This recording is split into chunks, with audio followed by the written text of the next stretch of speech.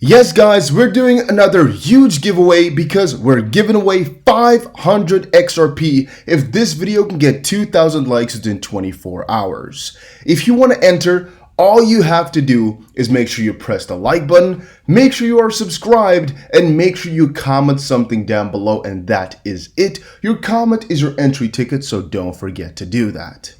Now, guys, let's discuss a couple of things today.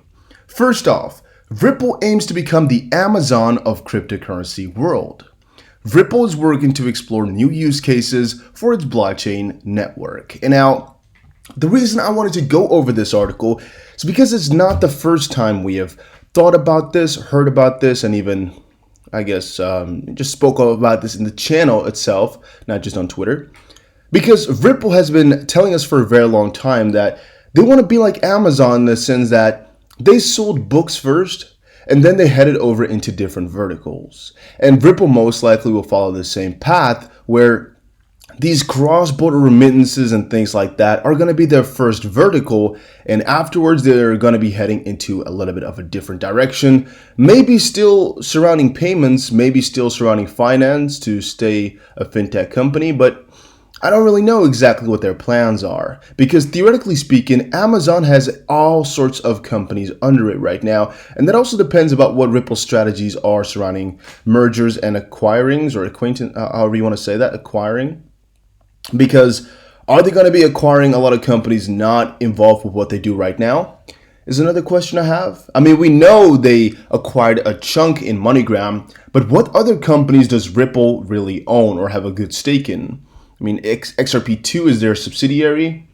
What else do they have a part in? Do they have a literal part in Spring, or is it a completely different entity that they just invested into? I know they gave them a lot of XRP, but did they really invest in Spring as Ripple the company, or is it a different company and they're just working together? I actually don't know about that. I might have to look it up. Because basically, this could make Ripple a lot more important in the world than it is right now and really strengthen their position. But also, it could make an XRP investment, and again, this is not financial advice, it can make an XRP investment a lot better of a choice, because it could also be that they will be building things surrounding cross-border payments at first for XRP, like they're doing now with ODO in RippleNet. However, maybe at some point in the future, they think about some different use case that really has nothing to do with payments at all that could still utilize XRP. You know, and not concerning payments. With that, I mean just cross-border remittance payments, right? Because, I mean, there's use cases being built right now to buy things for e-commerce and all of that, but that's already been there. I'm just talking about what if they were to go to a different vertical and that brings another use case to XRP. I know it's a little bit far-fetched because I can't really think of something straight off the bat what it could be working with, but again, it's a possibility, you know, and I'm keeping my eyes open for things like that. This article is going on exactly about that. The problem with this is, I don't know exactly why it came out right now. You know, I don't know why the article was posted right this second, because it's something we've known for months upon months. Actually, at the bottom here, I think he said that it's been all the way back in October. The company had announced its open source developer platform back in October 2019, but it was earlier only meant for finance-related applications. And yeah, I really don't know exactly what came out just now that made the change. Let's see this report, what it says in here. Financial Times. Okay, we can't open that. With $16 billion in crypto, Ripple attempts a reset. Leverage our market. Okay, the rest is not that. So yeah, another point about all of that is, of course, Ripple is going for a big reset. We all know it's not a joke. It's not a small feat.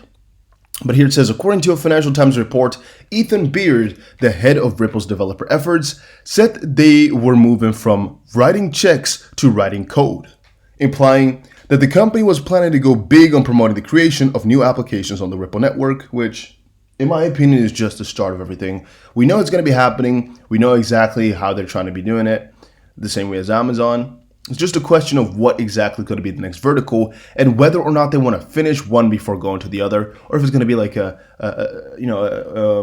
don't know how to say it in English, like a process where you do two things at once. Geleidelijk in Dutch. VeChain extends partnership with the University of Oxford to DeFi. Now, the reason I'm showing this to you guys again is first of all because I don't want to only talk about XRP, right? I want to tell you guys about some other coins like Chainlink, VeChain, ADA, and a couple other ones, and maybe some tokens from here to there, like for example, YAM here now, because those are coins I hold and those are coins I think have a lot of potential. And if I only talk about XRP, people would think I'm 100% into XRP, which is not the case. All right, I've told you very often, I think it's very important to diversify your coins, diversify your money, to make sure that whatever happens in the market, you're part of. And I also think that has a lot to do with the vertical strategy or the Amazon strategy that Ripple has, where you don't want to be in just one vertical because if it goes bad, you're hit all the way down, right? And having multiple verticals means that, for example, right now, if they were to have something in the retail store section, if they were to really be focused on that, and a pandemic came around, all of a sudden their profit and their use case would go to 0, for example, or to, let's say, 1 instead of 100. If they had two verticals though, one retail stores, really walk-in shop, and one online, it would have been cut in half. But most likely, since there's an inverse correlation there, whereas the correlation is really, really high, but -1, where if people don't go to retail stores, they shop more online.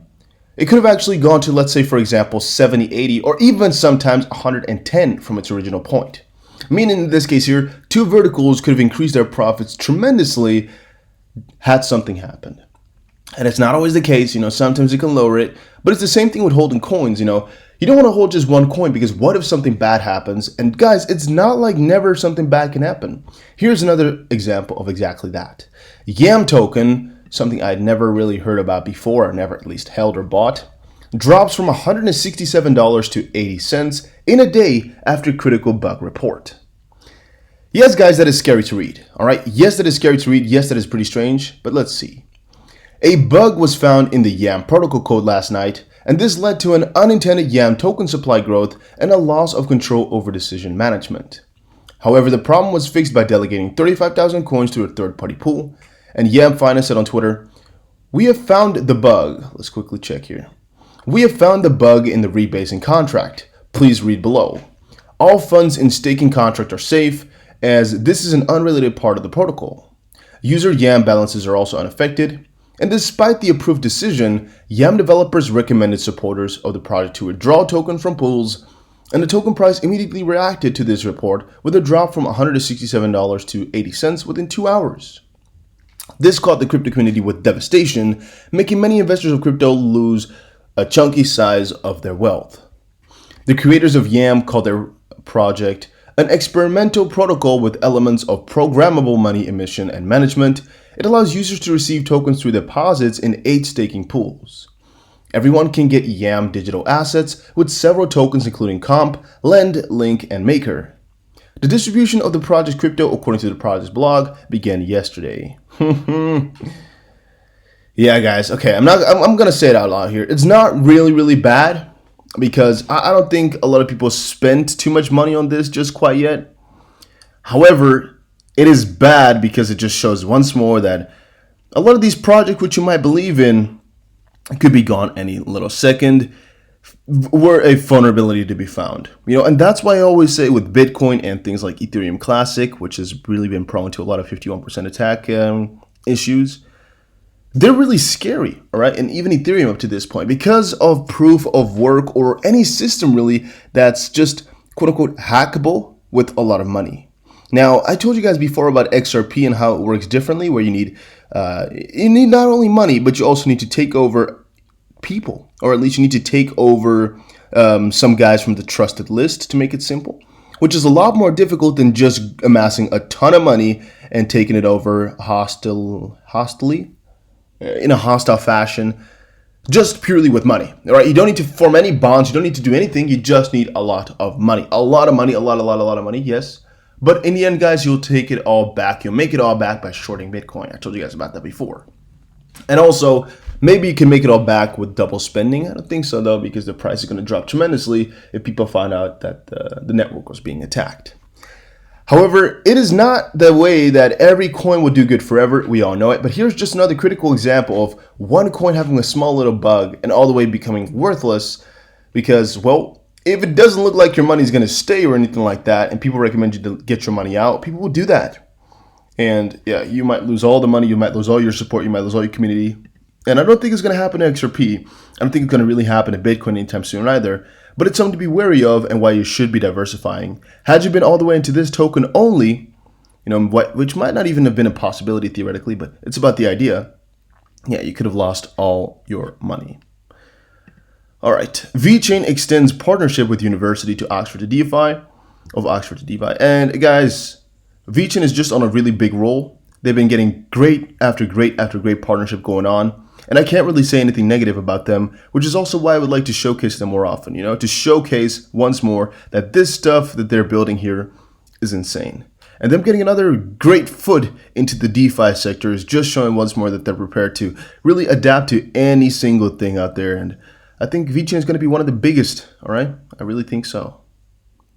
And then Ripple eager to introduce XRP to Indian market for remittance, Navin Gupta. So yeah, Ripple's swell, right? Mina, it came along. The managing director of Ripple in South Asia and Mina, Navin Gupta, has come out to confirm that the huge and fast-growing Indian remittance market is a target area for the San Francisco-based blockchain company, and it is keen on introducing native crypto XRP into the market for transaction purpose. Gupta made the assertion during the interaction with the editor of Indian Infoline, or India Info Online. You guys get it? Shweta Paprial, revealing that Ripple began operating in the Asian country in 2017 with 2 offices in popular cities Bangalore and Mumbai. And the 35 million Indians who sent a huge amount back to India from abroad are an important reason for the market size. Hence, Gupta said that many companies are also eyeballing the Indian remittance market.